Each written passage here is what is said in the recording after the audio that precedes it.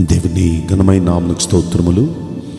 ఈ వాగ్దానం వింటున్న మీకందరికీ మన ప్రభువును ప్రియ రక్షకుడైన యేసుక్రీస్తు నామములో శుభములు, మా హృదయపూర్వకమైన వందనములు తెలియచేస్తున్నాం.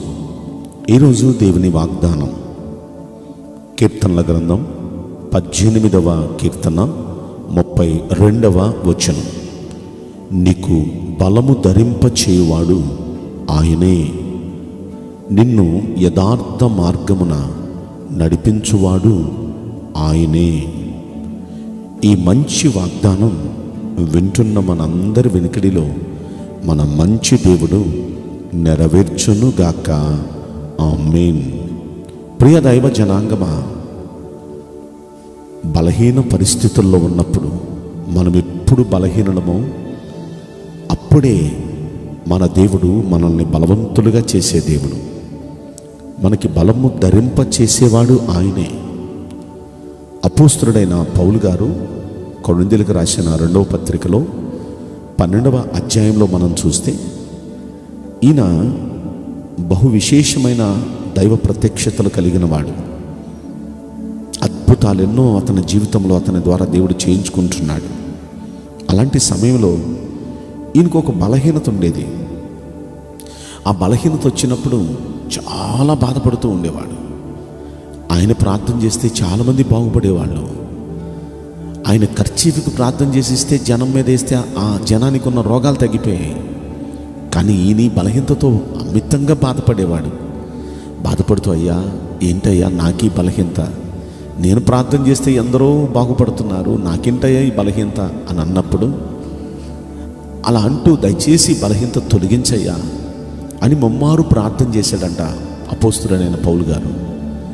3 సార్లు ఆయన ప్రార్థన చేస్తే దేవుడు ఆయనకి ఇచ్చిన జవాబు ఈ 12వ అధ్యాయం 2 కొరింథీ 9వ వచనంలో అంటాడు, నా కృప నీకు చాలును, బలహీనత యందు నా శక్తి పరిపూర్ణమగుచున్నది అన్నాడు.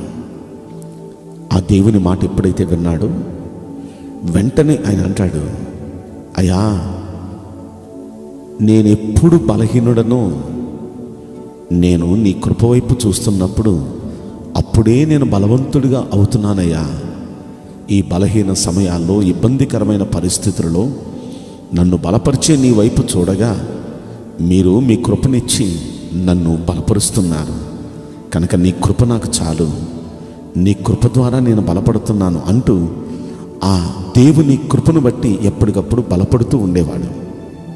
నిజంగా తనకు బలహీన సమయంలో తనను బలపరిచేది దేవుని కృపే. అదే పౌలు భక్తుని సాక్ష్యం.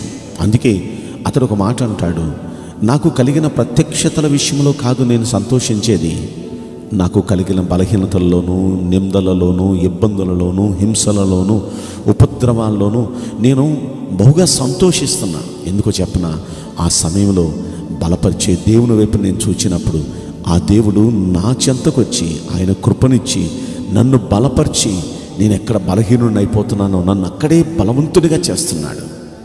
ఈరోజు ప్రియ దైవ జనాంగమా, మీరు ఒక్కొక్క చోట ఒక్కొక్క విషయంలో బలహీనులు అయిపోతున్నారా?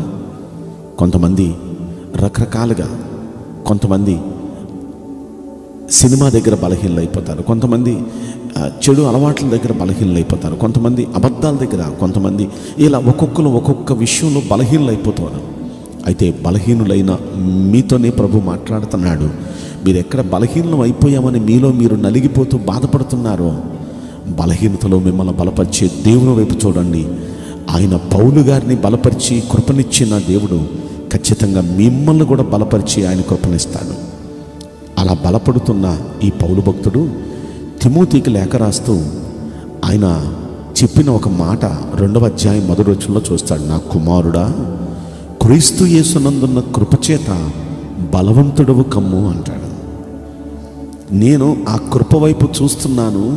క్రీస్తు యేసు ప్రభు కృప బలహీన సమయంలో నన్ను బలపరుస్తుంది. నువ్వు కూడా బలహీన సమయంలో ఆ కృప చెప్పున క్రీస్తు యేసునందున్న కృప చేత నువ్వు కూడా బలవంతుడు కా అన్నాడు. ఈ రోజున బలహీన సమయంలో మనం బలపరిచేది దేవుని కృపే. కృప వైపు చూద్దాం, కృప ద్వారా బలపరచబడదాం. ఖచ్చితంగా దేవుడు తన ప్రత్యేకమైన కృపను మనకు అనుగ్రహిస్తాడు. అంత మాత్రమే కాదు, యథార్థ మార్గములో నన్ను నడిపిస్తున్నావయ్యా అంటున్నాడు. 23వ కీర్తనలో కూడా 3వ వచనంలో ఇదే అంటాడుగా, నీ నీతి మార్గములలో నన్ను నడిపించుచున్నావు అంటాడు. నీతి మార్గముల్లో నడిపించేవాడు ఆయనే.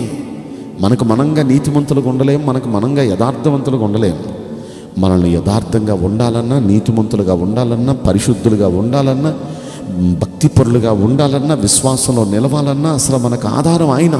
మన నీతికి, మన భక్తికి, మన యథార్థతకు ఆధారం ఆయన. అందుకే అంటాడు, బలము ధరింపచేసేవాడు ఆయన, నన్ను నీతి మార్గములో యథార్థ మార్గములో నడిపించేవాడు ఆయనే, కాబట్టి ఆయన వైపు నేను చూస్తున్నాను అంటాడు. కనుక ప్రియ దైవ జనాంగమా, దేవుని వైపు, దేవుని కృప వైపు మనం చూస్తే కృపగల దేవుడు తప్పనిసరిగా మిమ్మల్ని బలపరుస్తాడు. ఈ వాగ్దానం వింటున్న మీలో ప్రతి వ్యక్తి వెనుకడిలో మన మంచి దేవుడు నెరవేర్చి మిమ్మల్ని బలహీన సమయంలో బలపరచునుగాక. మిమ్మల్ని ఆయన నీతి మార్గములో, యథార్థ మార్గములో ఆయన నడిపించి మిమ్మల్ని ఆశీర్వదించునుగాక. ఆమేన్. నేను మీకోసం ప్రార్థన చేయబోతున్నాను. పరిశుద్ధుగా ప్రేమగల యేసురాజా, మీ పరిశుద్ధ బంగారు పవిత్రమైన నామమునకు నిండు మనసుతో కోట్ల కొలదిగా స్తుతులు, స్తోత్రములు, వందనాలు చెల్లిస్తున్నాం. ఈ వాగ్దానం వింటున్న ప్రియుల జీవితంలో దయచేసి ఈ వాగ్దానం నెరవేర్చి కృప చూపించండి. మీ బిడ్డలను మీరు బలపరచండి. బలహీన సమయంలో దయచేసి మీ బిడ్డలను బలపరచండి.